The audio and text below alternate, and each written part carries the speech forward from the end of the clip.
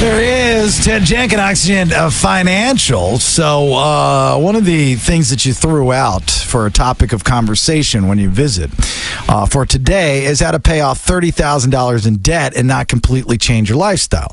And when I read this, I said, yeah, okay. That usually changes the lifestyle. It changes that. There is no possible way that you can pay off that amount of money and not change anything about your lifestyle. Sure you can. Oh, I'm all ears. I'm listening. It's very simple. Just quit buying stuff you can't afford. There it is. Okay, wow. Good day. Have a nice one. Thank you. That was a great segment. It took 9 seconds. So don't buy things, let me get this straight, you cannot afford. It's really funny today. I'll tell you, there's a phenomenon that's going on. It happens to a lot of people probably listening to the show, is that it's amazing how many people can afford going out to nice dinner, can afford nice vacation, can afford nice car, but they can't afford saving for their kids' college education and retirement. I'm amazed by that. In this city, more than most, I think. Atlanta is, at least from my experience with just people live so above their means just so they can have the look at me kind of mentality, and it makes me laugh. Number one spending city on dining and entertainment in the country. I would say that is definitely the case, just in about a 4 square mile area, Buckhead, Atlanta. Yeah, but it's not a city where, it's not L.A. It's not New York City where you're getting noticed by paparazzi or anything like that. So I just quite haven't figured out why people have to have the look at me mentality. I don't understand it. I think it's anywhere. I think people love to put on airs. It's like, it's great to see somebody, like you see the purse the girl's carrying or the rings they're wearing or the watches, the car they drove up in, but follow them home. And see where they live. Their parents are in an apartment. Atlanta's really a new money city. I know there is old money in the city, but it's a new money city. So people get down here and they get into the lifestyle. Yeah. And the lifestyle here is, nice ride. Sometimes they call it big hat, no cattle. It's having the nice dinners and it's out and see and be seen. And that's especially in the city. Now, do you think that, and I guess you would have to kind of separate this with age group. I would think you would have to, with $30,000 in debt, because $30,000 in debt to a 21-year-old would be taken differently than a 31-year-old and a 41-year-old and a 51-year-old. And there would be different means of paying that stuff back. So you would have to kind of, I'm guessing, you'd have to differentiate the age group here. But overall, do you think that those that carrying that amount of debt care that they have that amount of debt? Oh, definitely. It's not even the financial burden. There's a huge emotional burden that goes into carrying debt, because people get up every day and they say, I have to go to work and I have to take this job so I can pay off my debts. People that don't have any debt have significantly more freedom in their lives because they don't really owe anybody. Now, you can pay off that debt, Jason, without really cutting your lifestyle. The first thing I recommend is doing a cleanse, not a cut. And so a cleanse is take something simple like your cable bill. We're not saying get rid of cable. We're saying let's go back first and examine this and say, do you have an old modem that you're still paying for? Have you not upgraded your DVRs? Is there a special package that you could be on right now? Like you had a triple play package when you started and now that timed out and you're not on the triple package anymore. Hardly anybody even reads their bills anymore. So if you read your bills first and then just try to go back and say, what don't I need that's in my bill? I'm not looking to get rid of cable. I'm just looking to get rid of all of the stuff that I'm spending extra money on. Or if you have credit cards that have fees and you're not using the benefits of that credit card. A financial diet. That's right. So if you're trying to lose just a few pounds, you're like, you know what? I don't need the cheese. I don't need the mayo. And little by little, maybe I got an extra TV in the guest room that's got a box on it I'm paying an extra $5. That's 60. That's $60 throughout the year. Oh, it adds up. Well, what we've developed is something very special called a 21-day budget cleanse. A lot of people here will go on a diet. The 21-day fix. Diet for your wallet. Yeah, that's what we're talking about, right? We're sorry, but I have to hear it 3 or 4 times to get it. That's true. This is working. Ted, this Oxygen Financial segment is working. So what's your diet there? Well, no, this is what I'm saying to you is that, people try to build a budget, but this is a budget cause a lot of fights at home, and budget's an ugly word. We're not saying do a budget. We're saying first, let's just take 21 days and let's take 21 expenses that you have in your household.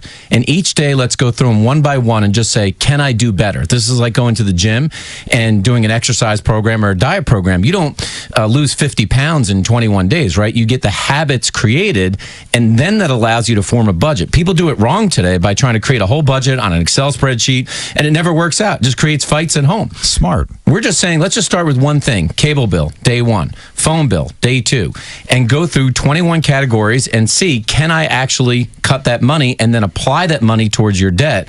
And that's how you do a cleanse of your finances without changing your lifestyle. See, it's the biggest way to do it. Have you done this yet at your house, Bailey? I do. I've been doing this for years, not to take anything away from what you're doing, but I do this once a year. I do a pros and cons sheet, and I'll sit down and I have a spreadsheet of all of my bills. And then, as your family grows and as your finances grow and certain things grow, they tend to get out of hand, especially, and you made the comment, a lot of people, and I'm sure listening, you do the auto pay because what companies do will give you a discount if you do the auto pay. So you're already sucked into it. I'm going to save 10%. I know a lot of cable providers and satellite providers do that. So you're not even looking at your bill, but then when your promotion runs out, you don't realize that you got an extra $50-$60 being tacked on. Some of them don't do that. So what I do once a year during the spring cleaning months, pros and cons. Tell the wife to clean the house, you clean the Damn bills. right. You do woman work, I'll do man work. That's what I'm talking about. Yeah, except in my house, my wife does both. But you're right, because she's on board with what Ted's talking about, and I've been cleansed. Like, I carry zero debt now. But I always used to because I was looking at the payment a month, and I'm like, why am I giving these people any interest? Now, would it be a drastic, I should say, do most people turn to a drastic lifestyle change to get out? And I know we're using the number $30,000 in debt. Do most people, when they come to Oxygen Financial and say, hey, Ted Jenkin, I heard you on with Bailey and Southside, I just got rid of $15,000 of this $30,000 in debt, but man, it's totally changed my life. And then that's when you throw out your idea? Well, yeah. I mean, this is the opportunity then to start to get your finances and the sort of the foundation of your house set up, right? Because every time that you're carrying debt, you think about this, you're paying somebody a lot of money versus you earning money. I can pay someone, I can earn money. And this is where then you start to take that cash and build up your cash reserve. So next time when an emergency or an opportunity happens, the AC goes in your house or your car breaks down, you're not back to borrowing from the credit card companies, because that borrowing is a habitually bad trend. It just takes you down. Don't live above your means. Many people do it. It's silly. It's really ridiculous how many people do that. All right, give us another one here before we wrap up. Well, one big thing with groceries, because this is one big thing here in Atlanta, is the average family that makes more than $100,000 spends over $900 a month at the grocery store. I can totally believe two that. tips in here. Easy. Look, I tracked this over the last year. The average person goes to the grocery store 11 times a month. Damn. Easy. 11 times a month. That must be with kids, because like with just the two of us. No, it's not just with kids. All right, my wife's going about 5 times, I guess. You go that, well, your kid drinks a gallon of milk every day, and that's what Bailey's son does. I'd kick his ass. We go about once a day. Right. Yeah, because there's always something. But we're changing that up. I want to hear what you have to say. Well, what I'm saying to you is that the less you go and more with the planned list, we're not talking about altering lifestyle. We're talking about getting more planned on what you're going to buy. Because every time you go to the store without a list, you're going to buy more than you actually need. And that adds those extra expenses into your budget. So we're not talking about changing, going to a nice grocery store. We're just talking about getting more planned to go there. And then I would try for 30 days just to use cash. Just cash at the grocery store for 30 days, and you'll be amazed about what you won't buy at Whole Foods or any of the big stores. It messes with you. It also is how people value a dollar. People have gotten out of the mindset of how much a dollar really is. A dollar is a dollar. No matter if you're a millionaire or you're not, it's still a dollar. So when you look at certain things, you're like, oh, it's just $3 or $4 extra. We started purchasing a lot of like the chips and stuff off of Amazon. So we're saving money, not going to the store. Yeah. And, you got chips coming to the house? You buy it in bulk. It's true. Oh yeah, a lot of people. A lot of people have the button. Well, get a Sam's card. I got one of those. That's good too. But I don't have to go anywhere. It's in auto ship. Yeah. Okay. So a lot of the stuff that we buy all the time. You get Prime. You get 1-day delivery, 2 at the most. It just shows up on your front door, and a lot of like the cans and stuff, they come right to the house. Hey, you don't want pita chips at the door? No, I don't, because the homeless will eat them at my house. That's how a lot of people are shopping now. They're buying their groceries online and they're getting shipped. Even some of the y'all are going to shut down grocery stores. Way to go! Just just keep killing off the Amazon's jobs. putting everybody out of business. Going to put everybody out of business. I believe Publix, you can even order your stuff online, go, and it'll be ready, and you pick it up and you leave. It's true. Yeah. So, Good God. different ways to do things. Save money, save I know time. the CVS in Johns Creek has a pickup parking place, and I'm like, well, who picks up? And I guess you order it in and just pull up and pick up. That's what you were told. It's actually some drug dealer in the back by the dumpster. He's like, here, just pick up your drugs from me. You don't even have to go in. All right, how can people find you, Ted Jenkin? Well, look, if your family needs to take the 21-day budget cleanse, go to oxygenfinancial.net. We'll get you started. It's like P90X for your budget.